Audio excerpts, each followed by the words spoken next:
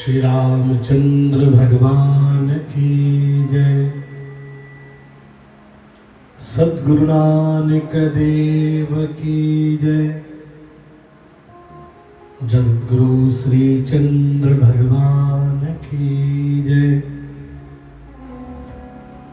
अपने अपने माता पिता गुरुदेव की जय। बाबा प्रीतम दास साहिब की जय। बाबा सीरू राम साहिब की जय। सबनी संत महात्माओं की जय। आयुलाल सबई चौझुलेरा।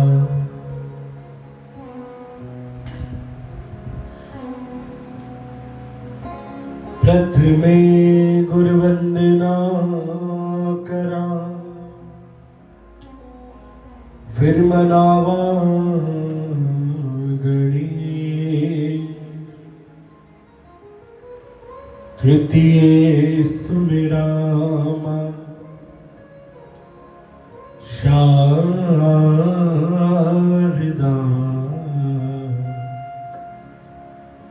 मेरे कंठ करो प्रवीण, मेरे कांटो सभी करे।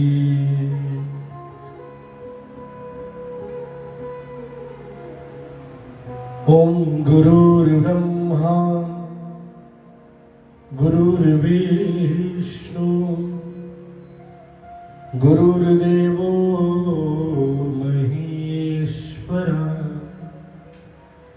गुरुर् साक्षात् परब्रह्म तस्मै श्री गुरुवे नमः।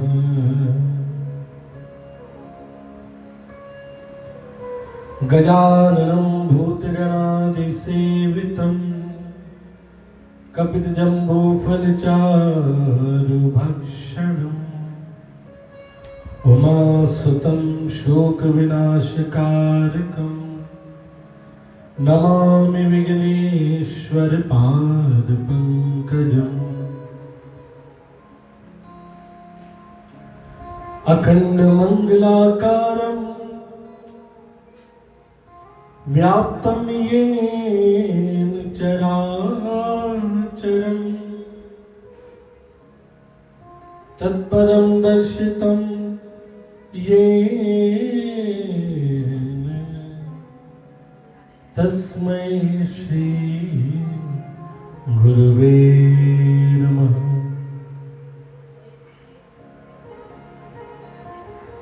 या कुन्देन्दु तुषारहार धवला, या शुभ्रवस्त्रामृता, या वीणावरदण्डमण्डितकरा, या श्वेतपद्मासना,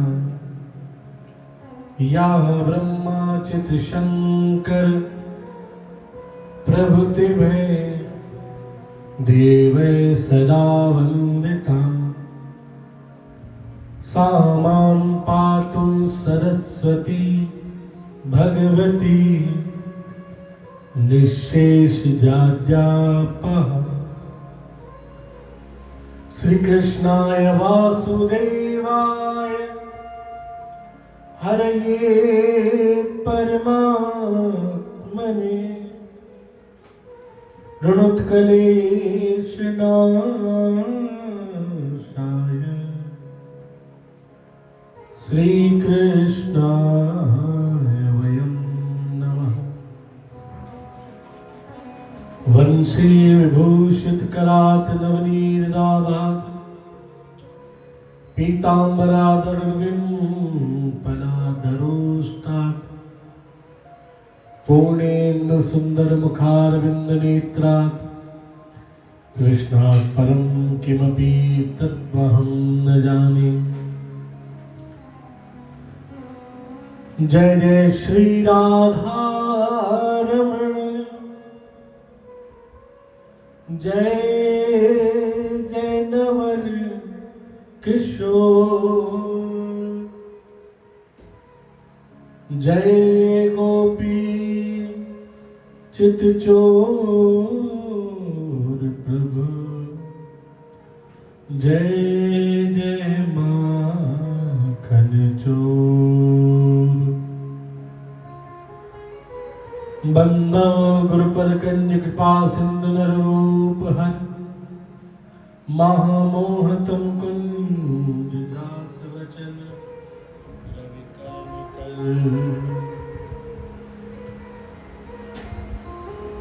भक्त भक्ति भगवंत गुरु, चतुर नाम बपु एक। इनके पद वंदन किए, नासत विघ्न अनेक। मंगल आदि विचार रह, वस्तु नोर अनूप। हरिजन को जस गावते, हरिजन मंगल रूप। संतन निर्णय कियो, मत श्रुति पुराण इतिहास। भजबे को दोई सुध, के हरि के हरिदास। श्री गुरु अग्रदेव आज्ञा दई, भक्तन को जस गाओ। भवसागर के तरन को, नाहिन और उपाओ। बार बार वंदन करो, श्री नाभा आभाएन। काढ़ो गाभा वेद को, श्री भक्त मान रस में। श्री प्रियादास के पद कमल, पुन वंदा बारंबार। कीन भक्त रस बोधनी, टीकाति सुख सार। हरि जीव आन विराजियो, कथा रसिक हरिदास। हरि जीव आन विराजियो, कथा रसिक हरिदास। तुम श्रोता भक्त माल के, तुम पद रज हम दास। तुम श्रोता भक्त माल के, तुम पद रज हम दास।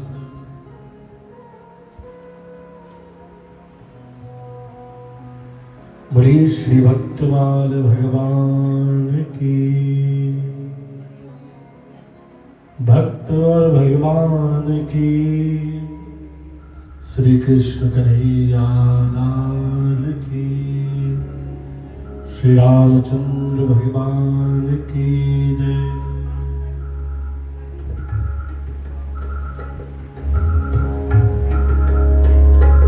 श्रीमन्नारायण नारायण नारायण।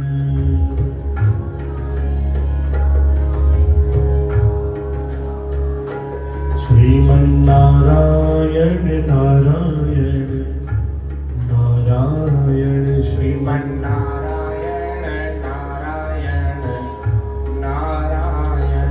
श्रीमन्नारायण भज मन नारायण श्रीमन्नारायण भज मन नारायण श्रीमन्नारायण भज मन नारायण श्रीमन्नारायण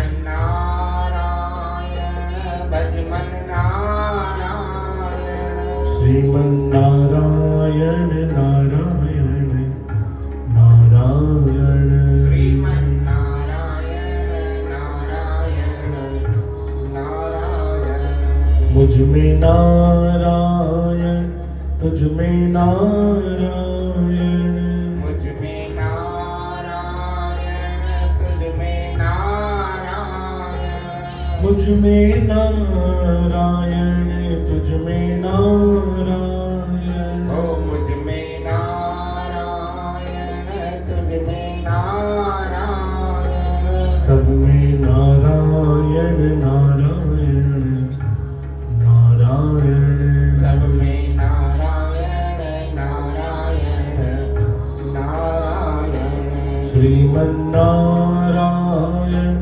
भज मन नारायण श्रीमन्नारायण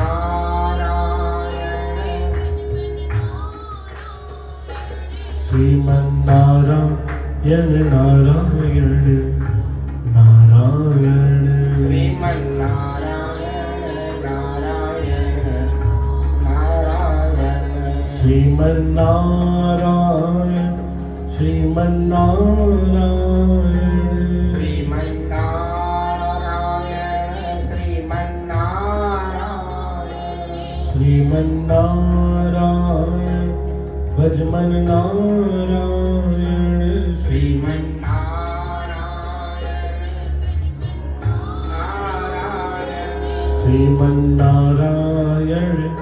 नारायण नारायण श्रीमन्नारायण नारायण नारायण श्रीमन्नारायण नारायण नारायण श्रीमन्नारायण नारायण नारायण श्रीमन्नारायण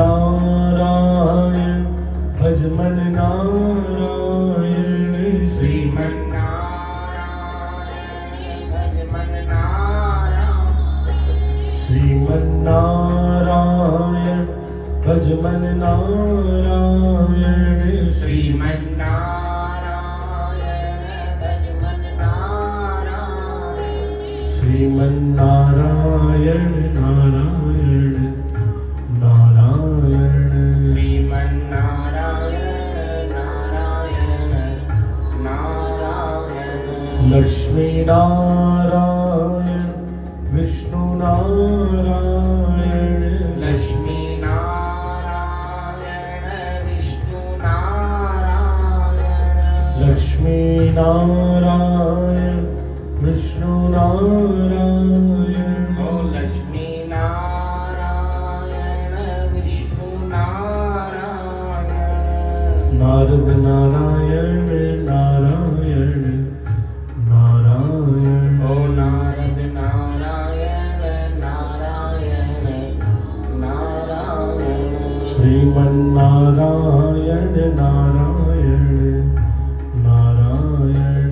ओ श्रीमन्नारायण नारायण नारायण श्रीमन्नारायण भज मन नारायण श्रीमन्नारायण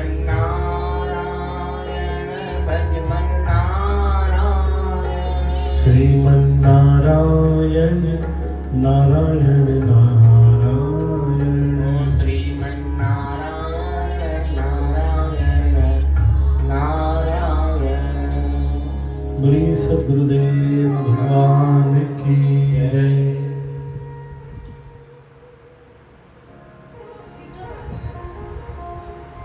बोले जय श्री कृष्ण, बोले राधे श्याम। कल तक कथा में हमने श्रवण किया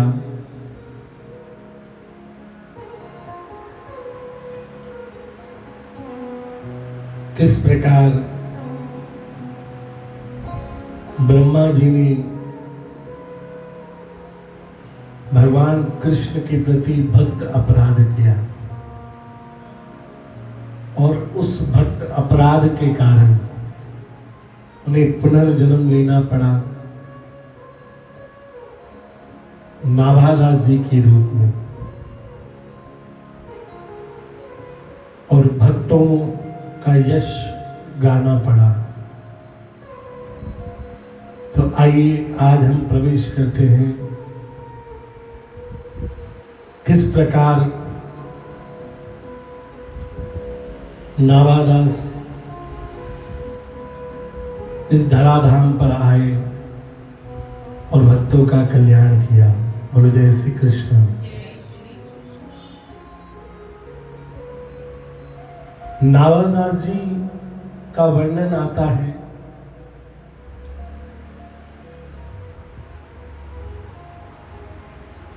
कि उनके माता पिता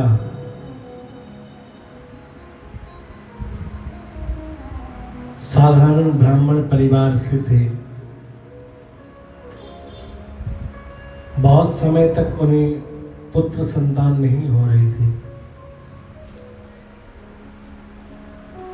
उनके कुल के देवता हनुमान जी थे। उन्होंने जाकर प्रार्थना की हनुमान जी से। हनुमान जी की कृपा से पुत्र संतान हुई जिसका नाम उन्होंने रखा नारायण दास।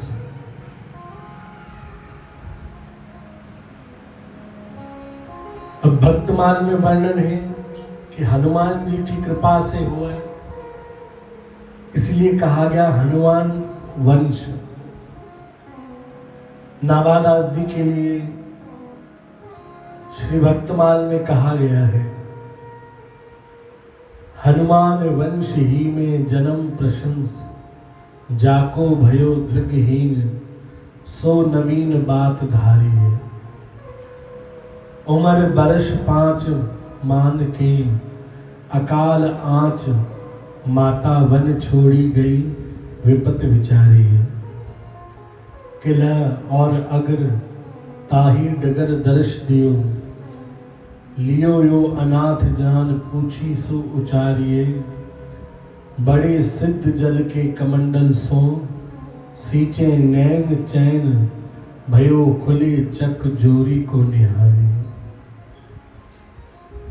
बोलो जय श्री कृष्ण।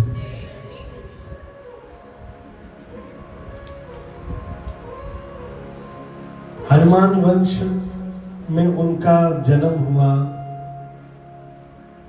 और जन्म से ही नेत्रहीन थे। और एक नेत्रहीन ऐसे होते हैं जिनकी आंखें होती हैं पर दिखता नहीं है।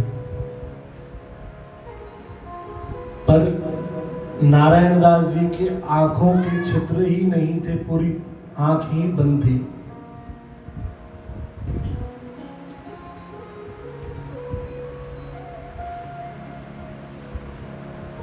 और कुदरत ऐसी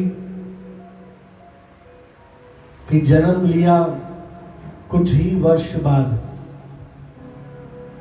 उस गांव में अकाल पड़ा। अकाल की ऐसी स्थिति हुई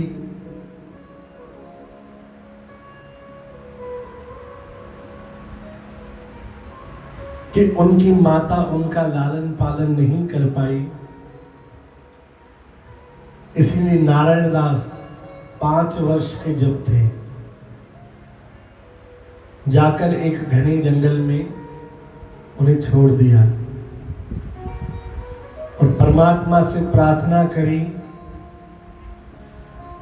कि अब ये बालक आपका है, आप संभालें।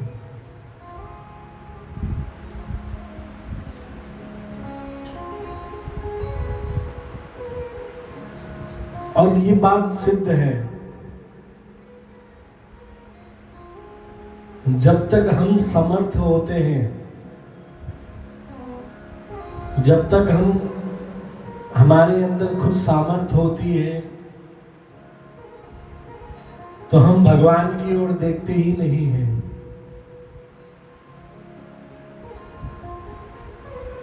जब तक हमारा खुद का बल रहता है, जब तक हमारा खुद पे विश्वास रहता है, परिवार पे भरोसा रहता है, अपने बंधुजनों पर भरोसा रहता है, तब तक हम भगवान की शरण नहीं जाते हैं। और जैसे ही सब तरफ से हमें ठोकर लगती है, तब जाके कहते भाई भगवान तो है ना। अरे भाई भगवान तो हर समय है, हर समय था।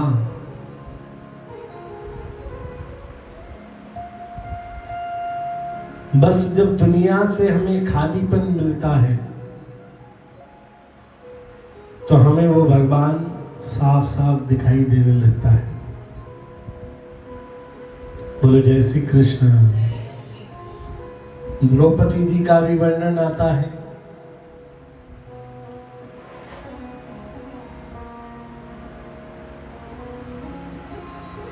कि जब सभा मंडल में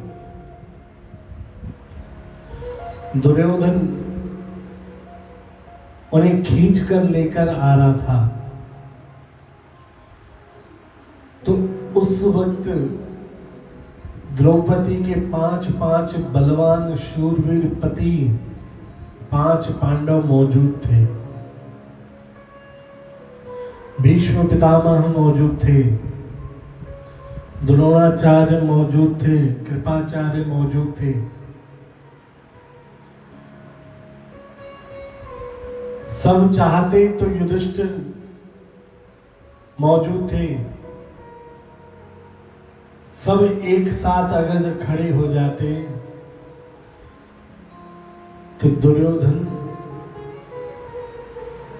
इतनी जरूरत नहीं कर पाता।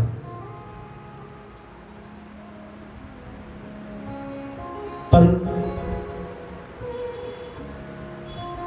एक प्रभु की ये माया रहती है कि एक न एक दिन सबको भगवान सच्चाई दिखाता है।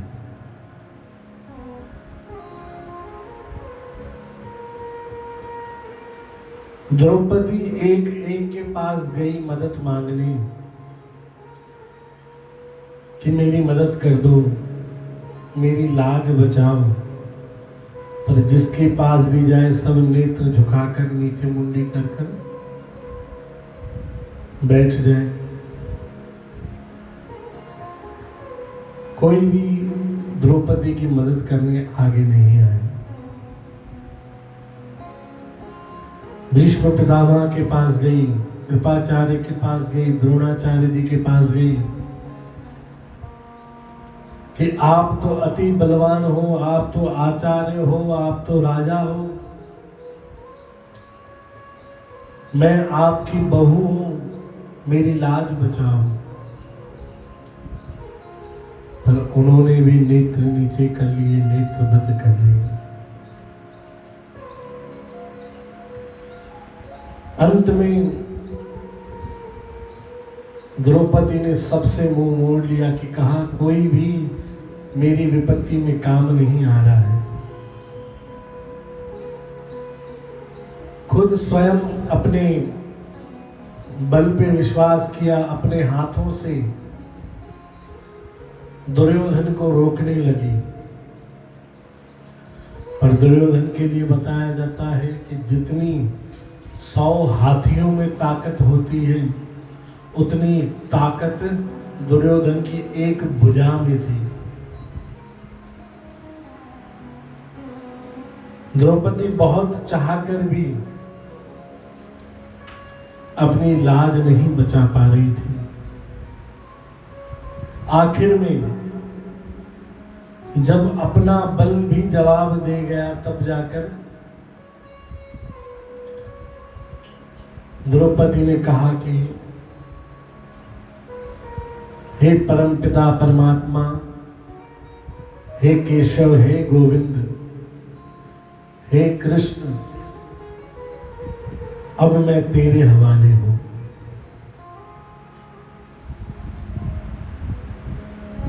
जैसे ही द्रौपदी भगवान के हवाले हुई, दोनों हाथ ऊपर उठा दिए, कहा कि मेरी लाज अब तेरे भरोसे। जैसे ही कहा, यहां दुर्योधन साड़ी खींचता जा रहा था, वहां केशव भगवान कृष्ण साड़ियों के अंबार लगाते जा रहे थे। सुबह से शाम, शाम से रात हो गई, दुर्योधन खींचता रहा और भगवान उसे ढकते रहे। आखिर दुर्योधन के हाथों ने जवाब दे दिया कि अब मुझ में ताकत नहीं बची। द्रौपदी की लाज बच गई।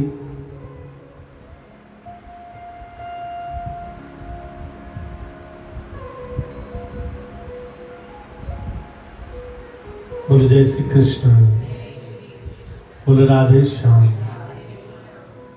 द्रौपदी की लाज तो बच गई। द्रौपदी भगवान कृष्ण को अपना भाई मानती थी, सखा मानती थी। गई भगवान के पास, कहा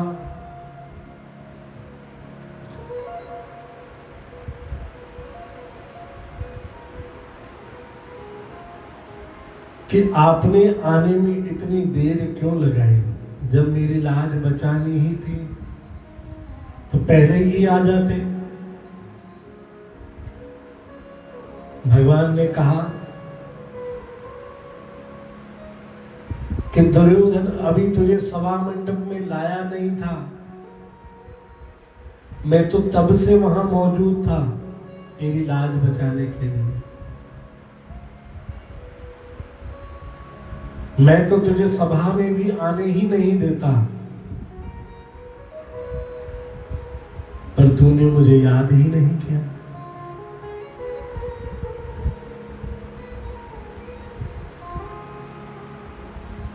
मैं लाज बचाने के लिए खड़ा हूं, पर तुझे भरोसा अपने 5 पतियों पे, तुझे भरोसा अपने ससुर पर, तुझे भरोसा अपने चाचा ससुर पर, तुझे भरोसा आचार्य पर। अगर जब उस वक्त मैं आता तो तेरा उन पर से भरोसा उठ जाता, और मैं कभी भी आगे होकर मेरी ही बिछाई हुई माया का भ्रम दुनिया से नहीं तोड़ता।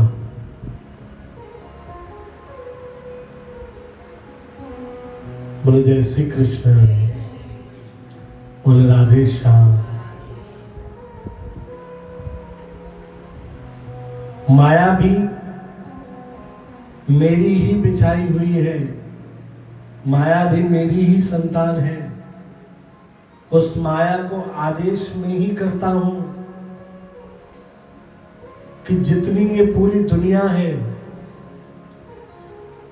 इस पूरी दुनिया को अपने आप में उलझा कर रखो, अपने आप में लगा कर रखो। अगर जब मैं उस माया में हस्तक्षेप कर दूं तो वो माया मेरा काम करना बंद कर देगी। अब जैसे हमने घर पर किसी को कोई काम दे रखा हो कि भाई मेरा ये काम है, तू कर दे,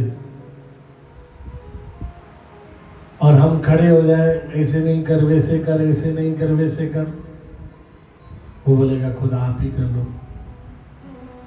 जब आपको ही बताना है तो मैं क्यों? तो माया को मैंने आदेश दिया है, उसमें मैं हस्तक्षेप नहीं करता हूं।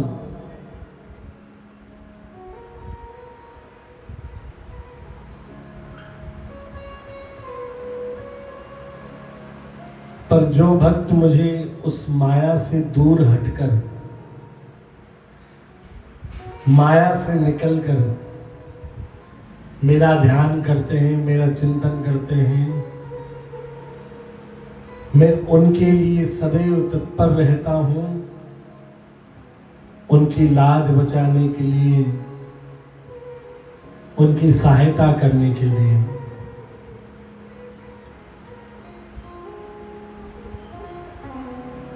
और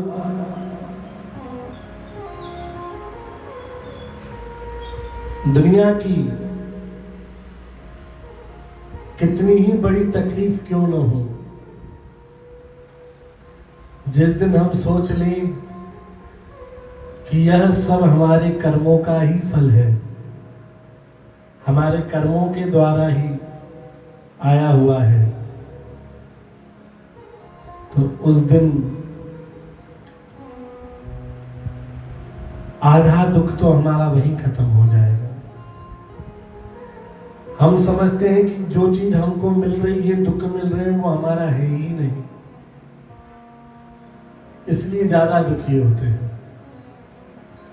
तो अब नाभादास जी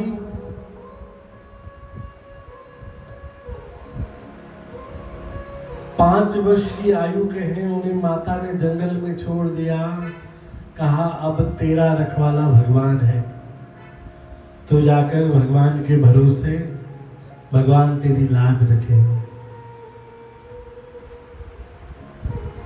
नारायण दास 5 वर्ष के बालक हैं, जंगल में जाकर एक चट्टान पर बैठ गए, पांव पे पांव चढ़ाकर उस परमात्मा की स्मृति में, ध्यान में लीन हो गए। और उस 5 वर्ष के बालक को देखकर वैकुंठ में बैठे नारायण का भी सीना कांप गया कि इतना छोटा सा बालक और ऐसा तप। उन्होंने आकाशवाणी करी, काशी से 2 संत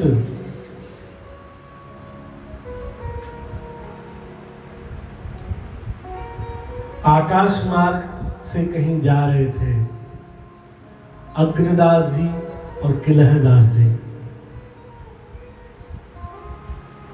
आकाशवाणी हुई उनको कि जाओ, जंगल में आपके लिए एक अमूल्य रत्न इंतजार कर रहा है।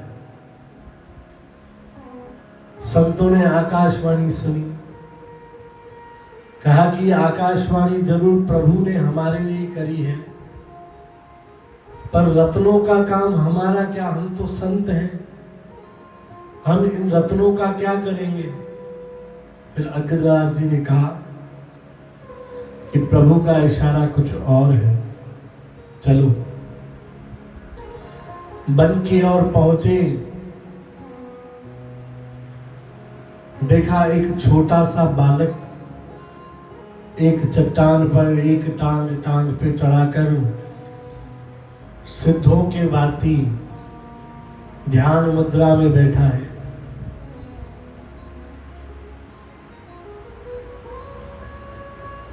देखकर उस बालक के तेज, उस बालक के ध्यान, उस बालक के तप को उन संतों ने महसूस किया।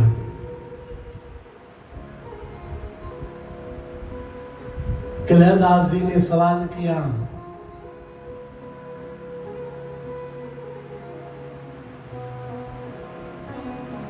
कि तुम कौन हो, कहां से आए हो और क्या करना चाह रहे हो।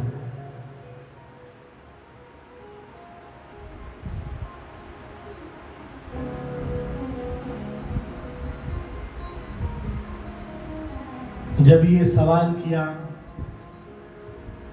बालक ने कहा जहां से सब आते हैं उस परमात्मा के अंश से मैं हूं। मैं परमात्मा का ही एक अंश हूं। मेरा नाम नारायण दास है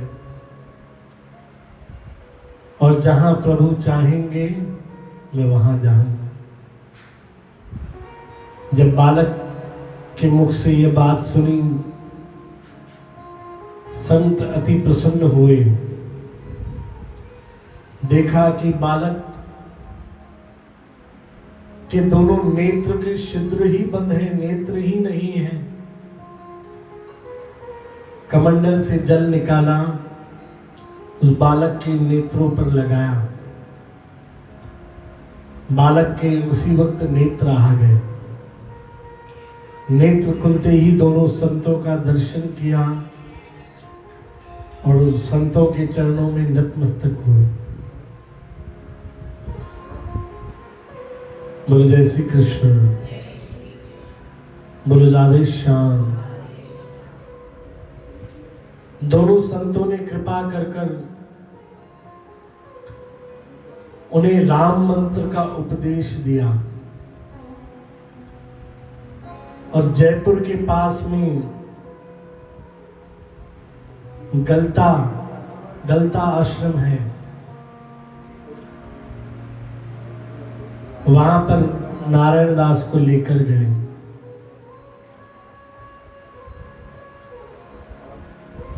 बोलो जय श्री कृष्ण,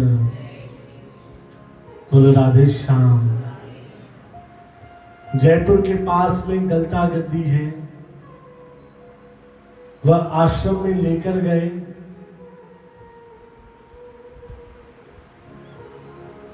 वहां पर नारायण दास को कहा, जो नाम मंत्र मिला है उस नाम मंत्र का जाप करो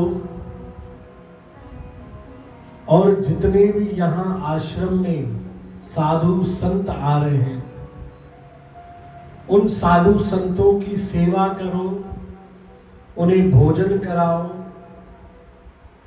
और साधु संत जो भी भोजन करें उन सब की भोजन की जूठी थाली उठाओ और उस थालियों में से जो जूठन बचे उसे इकट्ठी करो और उसे ही पाओ। अब विचार करो कितनी बड़ी तपस्या है। ये आज के समय पर हमें किसी को बोल दिया जाए कि एक तो आप भाई सेवा करो भंडारे की और सेवा में जो संत भोजन खा जाए वो थाली में से भोजन निकाल के खाना। उसी वक्त कहेंगे भाई आप कोई संत हो? ऐसे कोई कहता है? ये कैसी बातें कह रहे हो? ऐसी सेवा हम करेंगे क्या? क्या हमारे घर पे खाने के लिए भोजन नहीं है जब ये झूठा भोजन निकाल कर खाएंगे?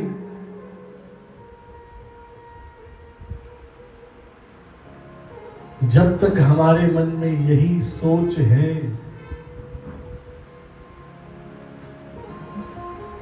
तब तक बस साधारण रूप से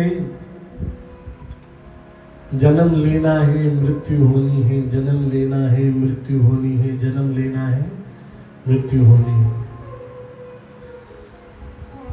जिस दिन हमने संत का, गुरु का, सतगुरु का, साधु का मरम समझ लिया, जिस दिन हमने किसी संत गुरु सतगुरु की महिमा समझ ली,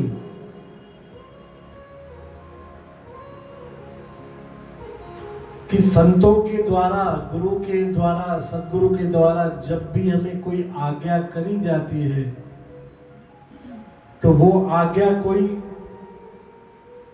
शरीरधारी संत नहीं कर रहा, वो साक्षात नारायण कर रहे हैं। प्रसंग आता है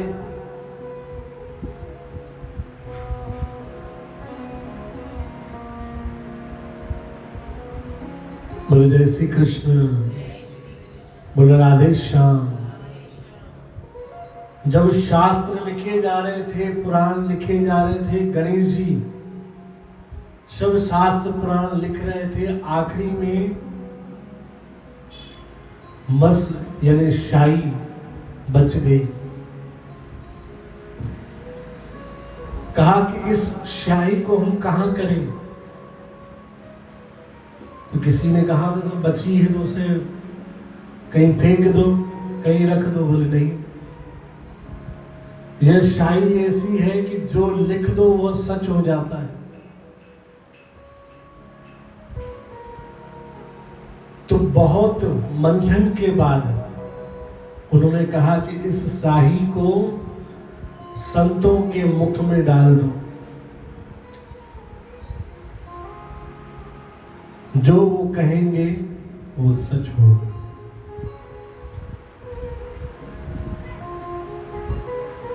और हमारे जीवन में कितने ही इतनी घटनाएं होती हैं, हम जाने अनजाने में कितने ही अपराध कर बैठते हैं। अनजाने में तो छोड़ो, जानबूझ के ज्यादा करते हैं।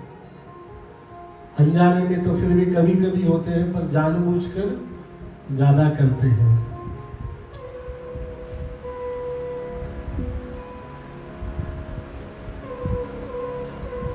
संत गुरु,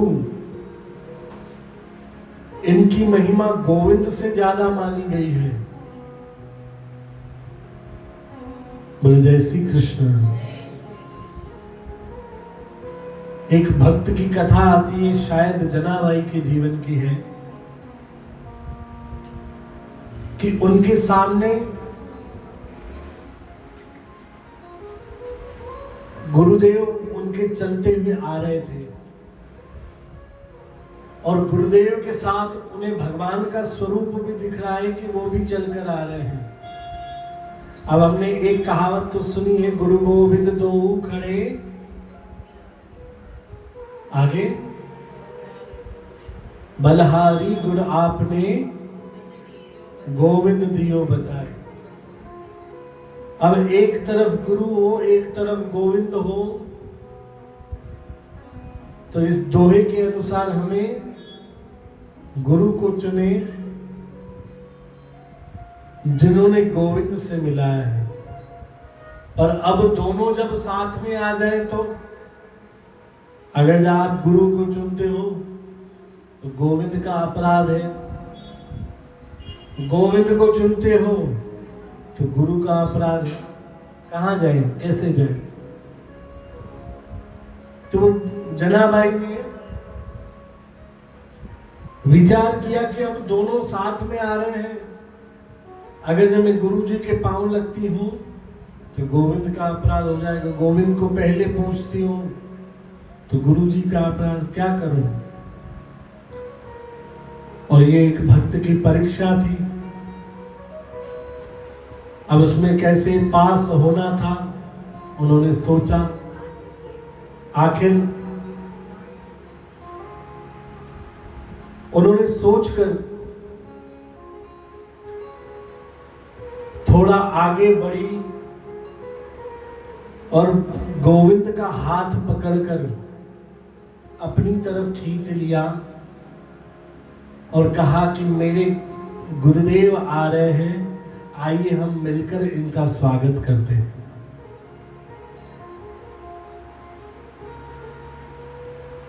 क्योंकि गोविंद भी जब धराधाम पर आए,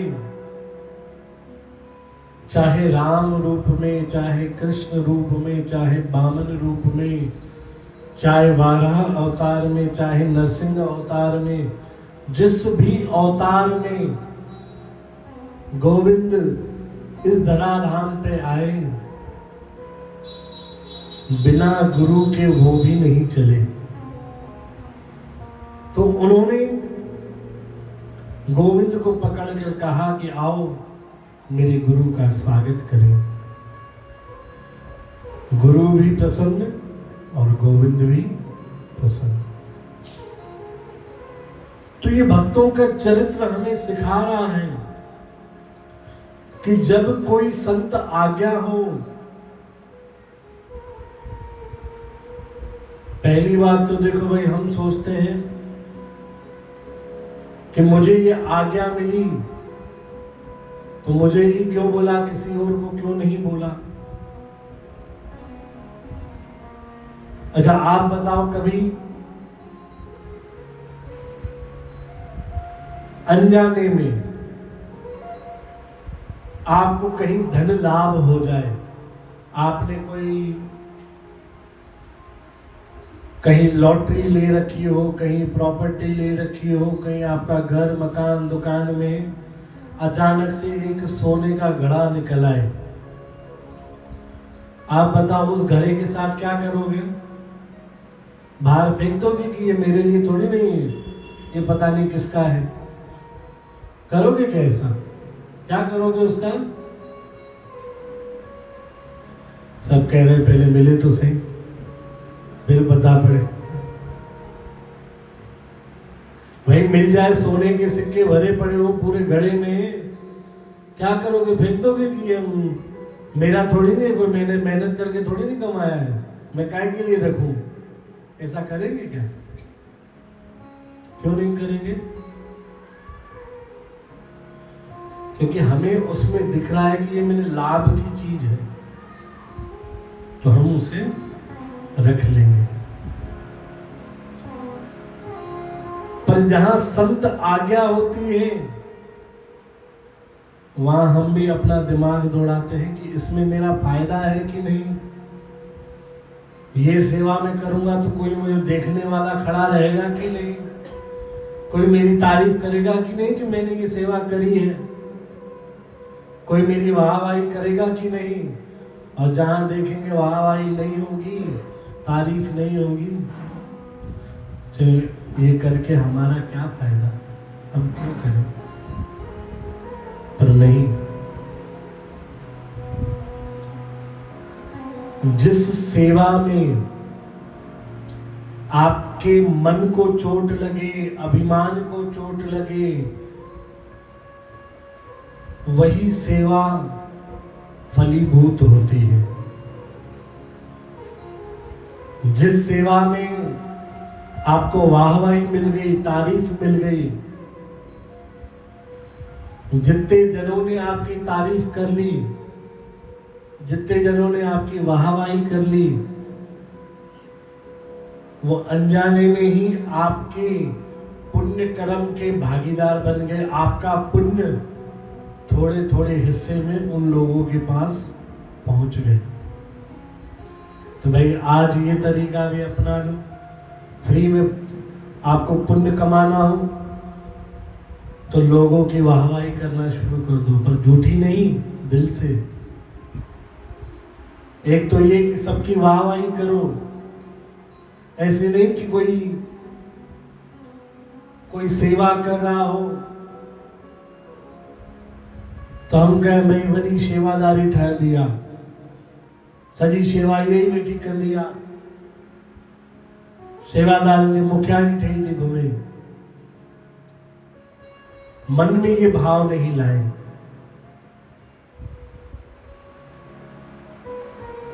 हम उसकी सेवा को सराहें, उसकी तारीफ करें।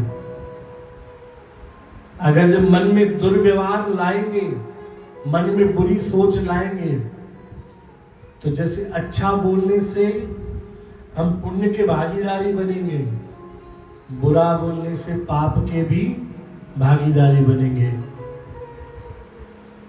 बुरा कहेंगे तो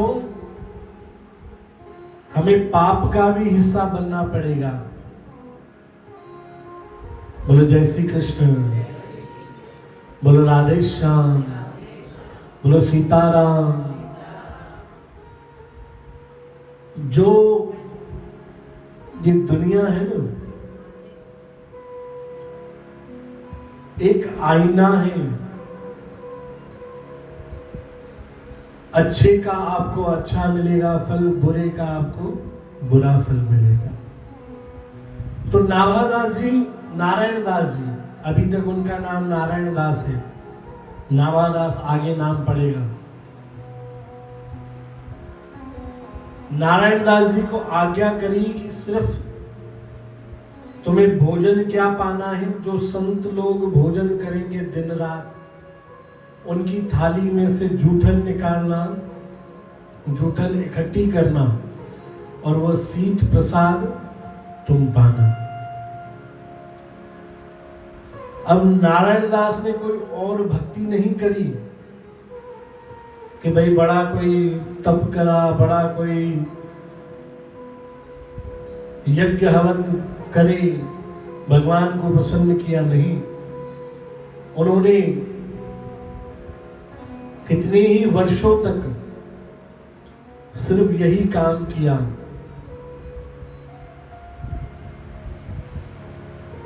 कि पानी पीना है तो वो भी संतों का पैर धोकर, और भोजन खाना है तो संतों का जूठा शीत प्रसाद ही खाना है। यह करते करते ही इतने सिद्ध बन गए। एक दिन उनके गुरु अग्रदास जी अपने ठाकुर जी की सेवा कर रहे थे, मानसी सेवा। एक सेवा तो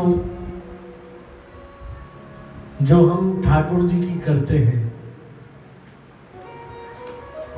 जो हमारे घरों में ठाकुर होते हैं, उन ठाकुरों को कहा जाता है अर्चा अवतार। एक नित्य अवतार होते हैं जो संतों के रूप में, गुरुओं के रूप में, भक्तों के रूप में हमारे बीच में आते हैं। एक अवतार होते हैं जो भगवान धरती पर स्वयं लेकर आते हैं। एक अर्चा अवतार जो हमारे घर के ठाकुर जी हैं। एक सेवा होती है उनको नहलाना धुलाना, समय पर भोजन देना, वस्त्र पहनाना, सुलाना, उठाना। ये अर्चा अवतार की पूजा सेवा होती है। और एक होती है मानसी सेवा। पर वो मानसी सेवा कब हो कि जब हम इतने सिद्ध हो जाएं कि हम जब आंख बंद करें भगवान हमारे सामने हो। ध्यान करना बहुत जरूरी है, पर ध्यान तब तक करना जरूरी नहीं है जब तक हम इतने सिद्ध हो गए कि आंख बंद करने पर हमें भगवान दिखे।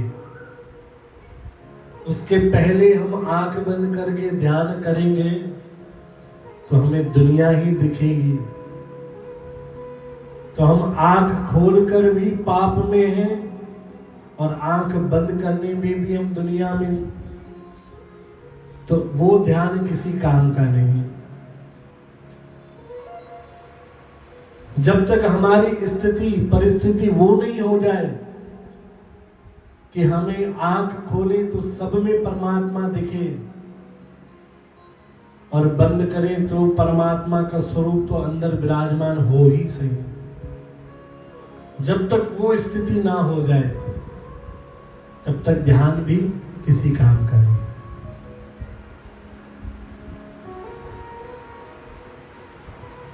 तो उनके गुरु अग्रदास जी मानसी सेवा कर रहे थे।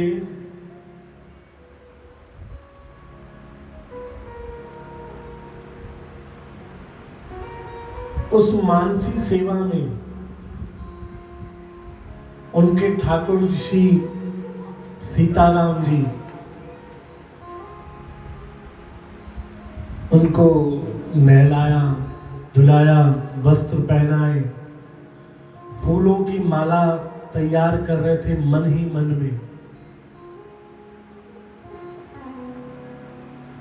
बोलो जय श्री कृष्ण। जब वो मानसी सेवा कर रहे थे, नारायण दास जी उनके पास बैठकर अपने गुरु को पंखा झुला रहे थे।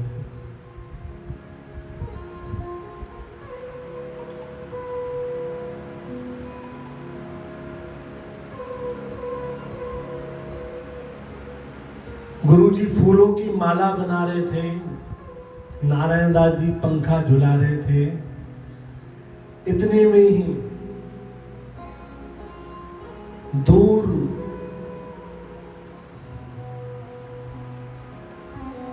कोसों किलोमीटर दूर एक जहाज, जिसमें एक व्यापारी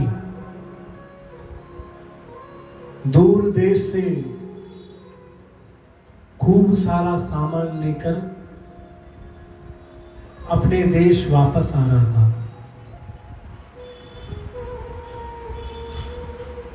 और जय श्री कृष्ण। वह व्यापारी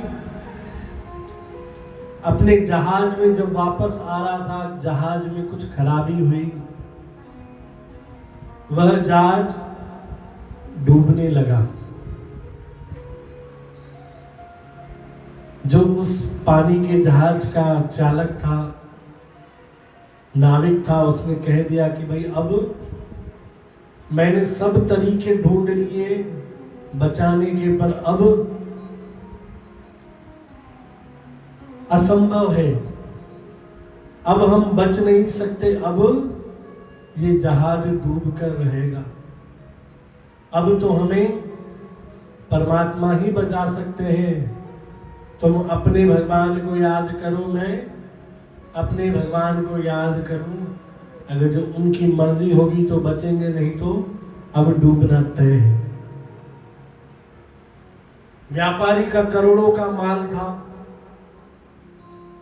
नेत्र बंद करके उस व्यापारी ने अपने गुरुदेव को याद किया, और उनके गुरुदेव थे अग्रदास जी, जो इस वक्त मानसी सेवा कर रहे थे। अपने ठाकुर जी को माला पहना रहे थे, फूलों की माला बना रहे थे। उन्होंने जैसे ही फूलों की माला बना ली, आगे करी, आगे भगवान का स्वरूप सीताराम जी का, उन्होंने सीताराम स्वरूप ने अपनी गर्दन आगे झुकाई कि अग्रदास जी माला डाल रहे हैं। हम किसी भी संत को जब किसी को भी माला पहनाते हैं तो सामने वाला गर्दन नीचे झुकाता है, तो वैसे ही ठाकुर जी आगे हुए माला पहनने के लिए। वैसे ही अग्रदास जी के शिष्य ने याद किया तो अग्रदास जी का ध्यान वहां चला गया। इधर नारायण दास जी सेवा कर रहे हैं तो उन्होंने देखा, अब देखो यहाँ मानसी सेवा चल रही है, मन में सेवा भी मन के अंदर कर रहे हैं। भक्त ने पुकारा, अग्रदास जी के ध्यान में वो बात गई, पर यहाँ नारायण दास जी भी देख रहे हैं कि यहाँ गुरुदेव सेवा कर रहे हैं, माला पहना रहे हैं ठाकुर जी को। ठाकुर जी सर झुकाकर बैठे हैं, पर यहाँ उनके सेवक ने आवाज लगाई, गुरु जी का ध्यान वहां चला गया। ठाकुर जी आगे सर झुकाकर खड़े हैं, ठाकुर जी को तकलीफ होगी।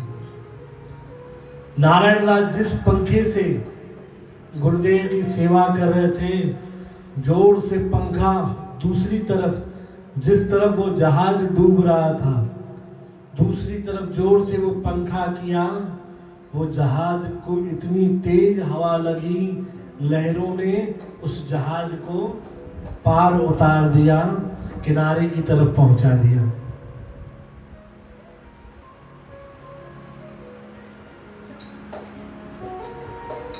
गुरुदेव अभी तक देख रहे थे कि मेरा भक्त मुझे पुकार रहा है। गुरुदेव उस जगह पर ध्यान में पहुंचे और देखा वहां पर कुछ है ही। कहा कि मुझे तो मेरे भक्त ने पुकारा, जहाज मेरा यहाँ डूब रहा है और यहाँ तो कोई जहाज है ही नहीं, क्योंकि जहाज तो नाभादास जी, नारायण दास ने पार लगा दिया था। गुरुदेव अभी उस समुद्र पर ही हैं। नारायण दास जी ने आवाज लगाई, गुरुदेव के ध्यान के अंदर। गुरुदेव वह नैया तो पार लग गई या ठाकुर जी कब से गर्दन झुकाकर खड़े, उन्हें गर्दन में दर्द होगा, आप आकर अपनी सेवा पूरी करिए।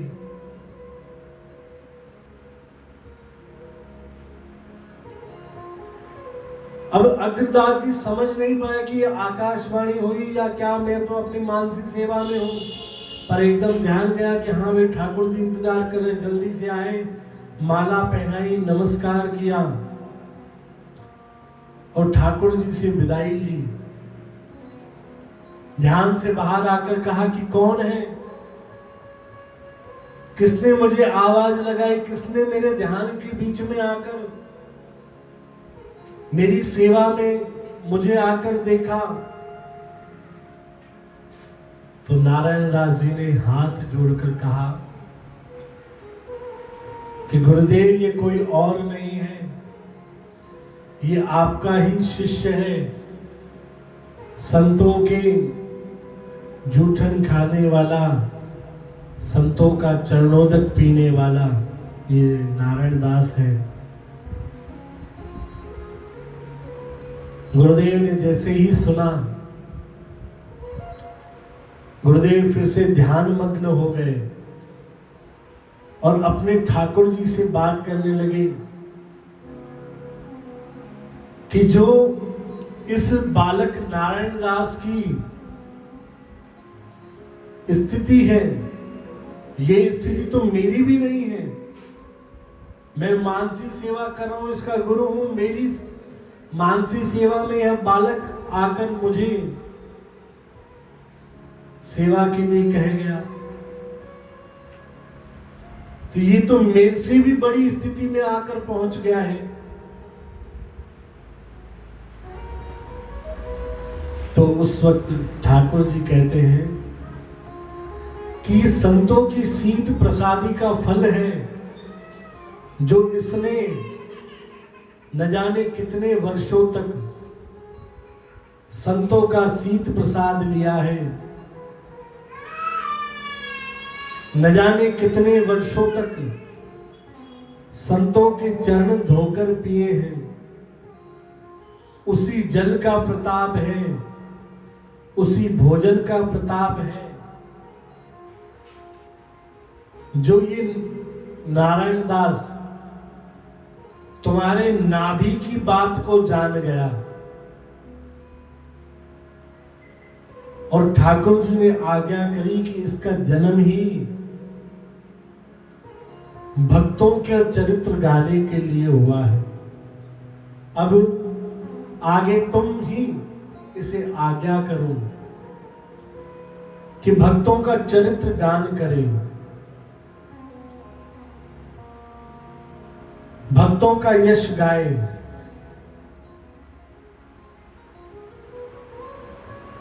जब ये भक्तों का चरित्र गाएगा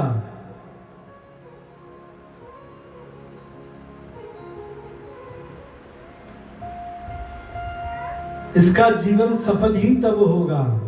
बोलो जय श्री कृष्ण।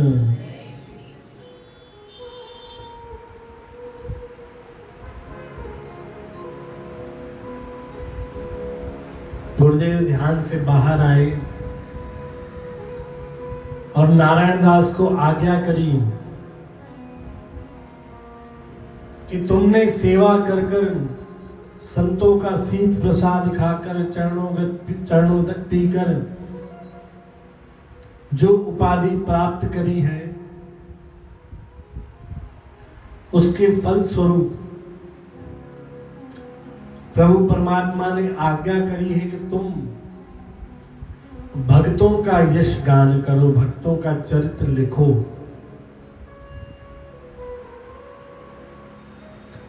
तो नारायण दास कहते हैं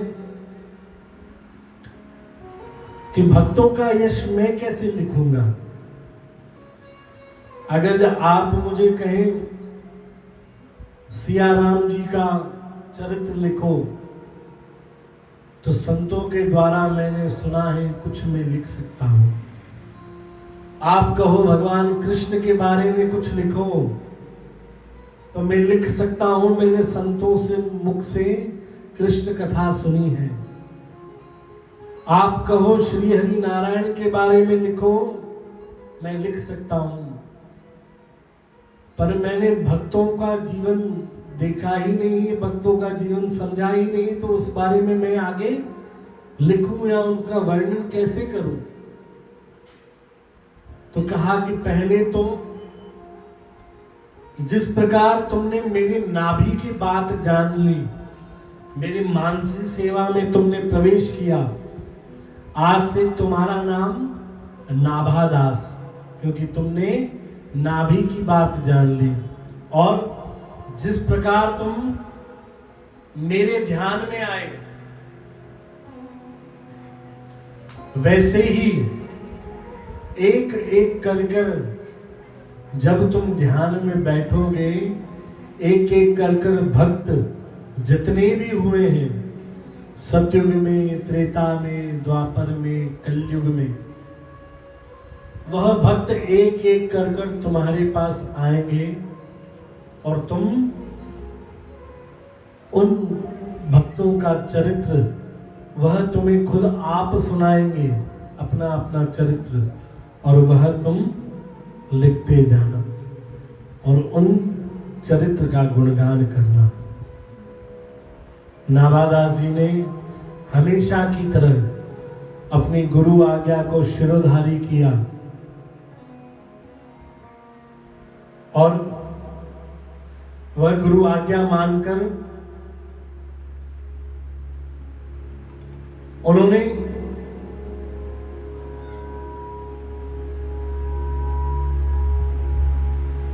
अपने ध्यान में बैठे और गुरुदेव की आज्ञा मानते हुए गुरुदेव से ये कहा,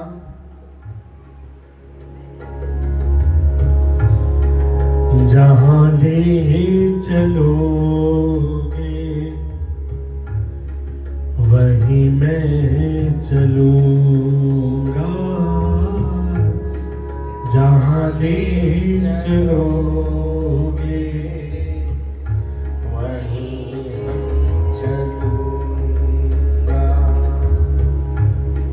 जहां नाथ रख लोगे, जहाँ नाथ रख लोगे वहीं मैं रहूंगा, जहां ले चलोगे वहीं मैं रहूंगा, जहां ले चलोगे वहीं मैं रहूंगा, जहां नाथ रख लोगे, जहाँ नाथ रख लोगे वहीं मैं रहूंगा,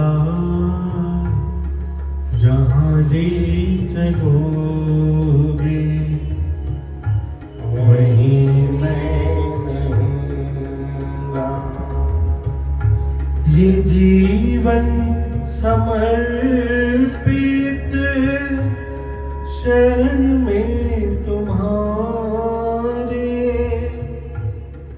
तुम ही मेरे सर्वस्व, तुम ही प्राण प्यारे।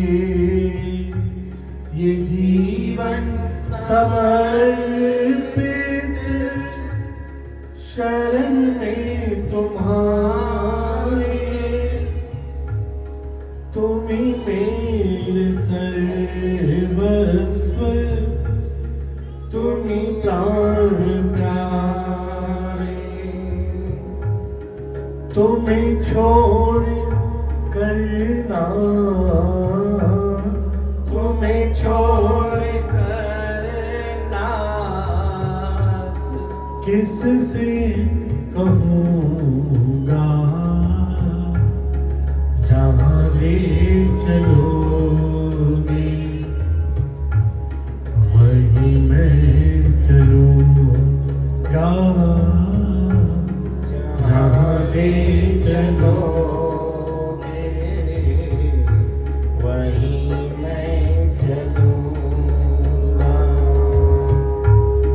कोई उड़ाना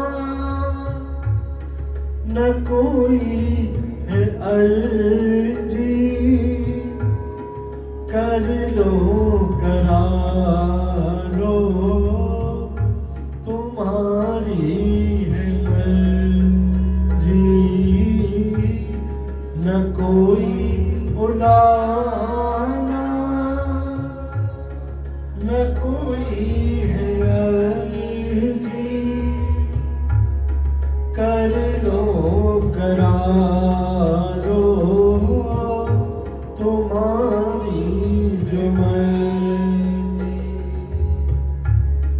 कहना भी होगा कहना भी होगा, तुमसे कहूँगा जहाँ ले चलोगे वहीं मैं चलूँगा। जहाँ ले चलोगे वहीं मैं चलूँगा। जहाँ ले चलोगे वहीं मैं चलूँगा। अब नाभादास जी ने आज्ञा गुरुदेव की मानी और भक्त चरित्र लिखना प्रारंभ किया। अब कल से हम सुनेंगे किस प्रकार से उन्होंने भक्त चरित्र लिखे।